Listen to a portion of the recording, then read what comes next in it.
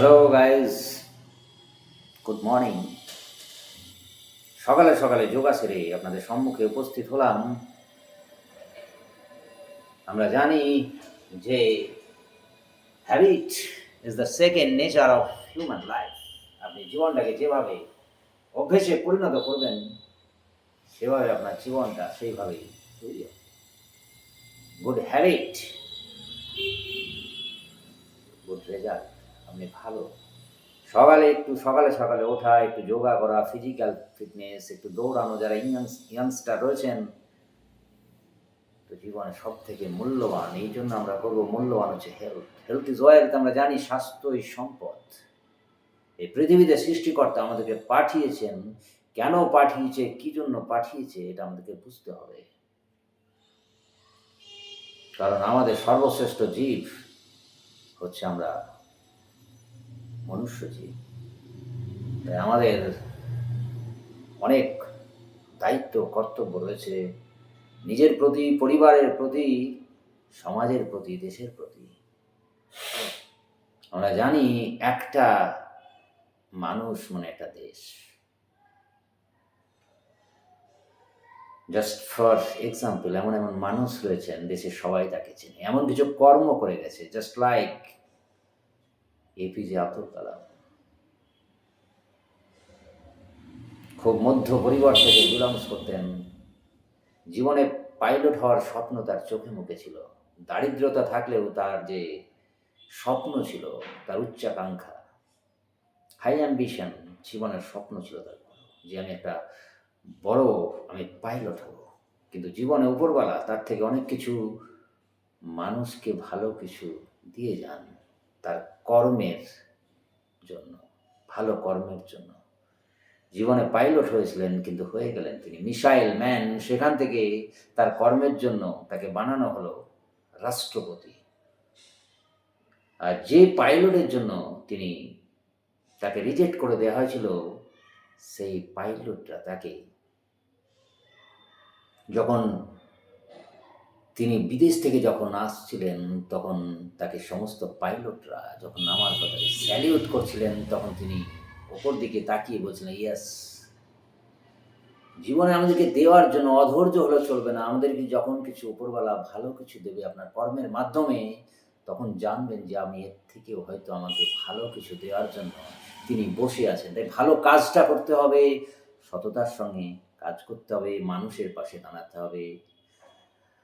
আমরা জানি যে সব মানুষ রয়েছেন যে ভালো, যে আমরা সুস্থতা প্রদান করার কাজ, যেসব মানুষরা রয়েছেন, অনেক প্রফেশনের মানুষ রয়েছেন, আমি জানি। তাই প্রত্যেককেই যে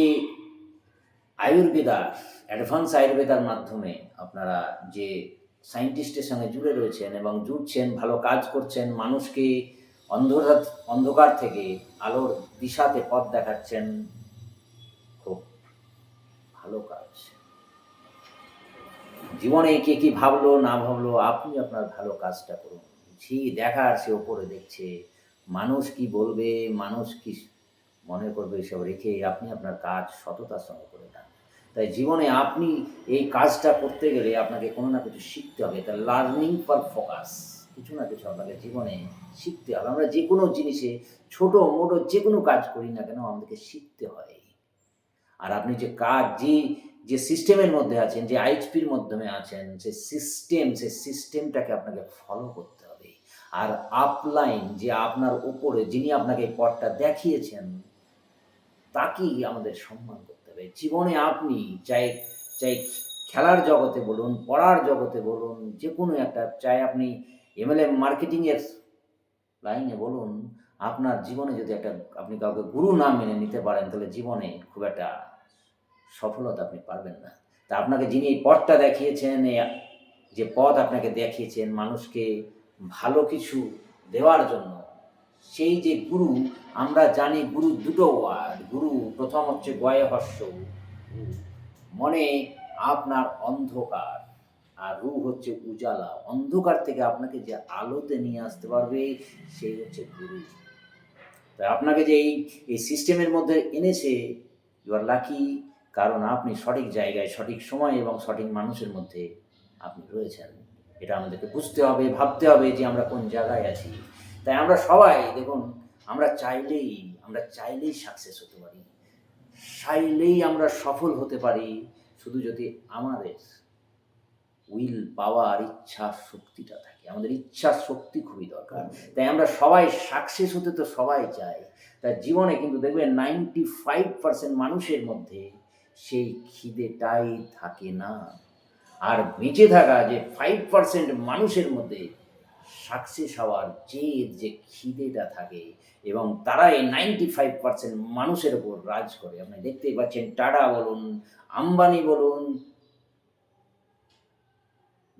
অনেক মানুষ রয়েছে।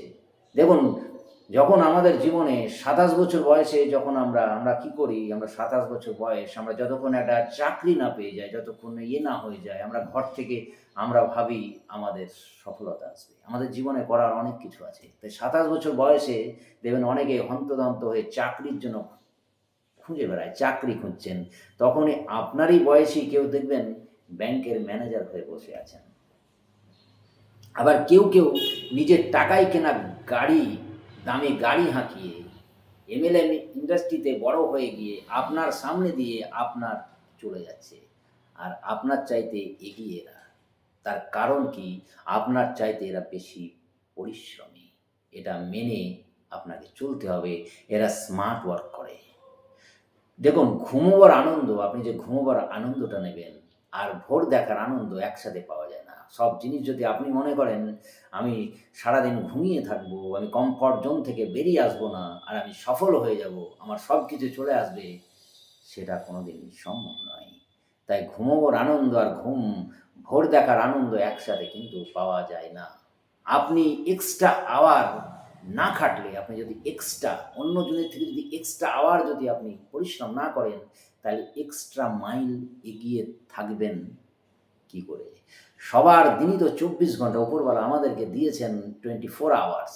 কাউকে দেখবেন ঘুমিয়ে থাকে, আবার কেউ রাত জেগে কিছু করার চেষ্টা করে, কিন্তু সেই রাত জাগার সুবিধা তো পাবেই। মেনে চলুন।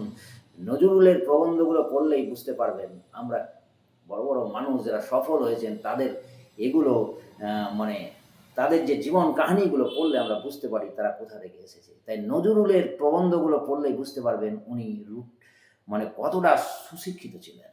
শুধু রুটির দোকানে কাজ করে নজরুল হওয়া যায় না। তাই নিজেকে বারবার মনে করাতে হবে, আমি পারবো। আত্মবিশ্বাসী সফলতা প্রথম ধাপ। তাই কোনো ভয় নেই। একটা কথা আছে, নাই ভয়, হবে জয়। তা আমাদের সবথেকে বড় শত্রু সেটা ভয়। সেই ভয়টাকে আপনি হৃদয় থেকে মিশে দিন, ফেলে দিন, আর আপনি এগিয়ে যান। একটা ছোট কবিতা আপনাদের সম্মুখে তুলে ধরছি, উঠে দাঁড়াও। হোঁচট খেয়ে পড়ে গেলে হাসুক ওরা যত, সাহস নিয়ে উঠে দাঁড়া পালোয়ানের মতো।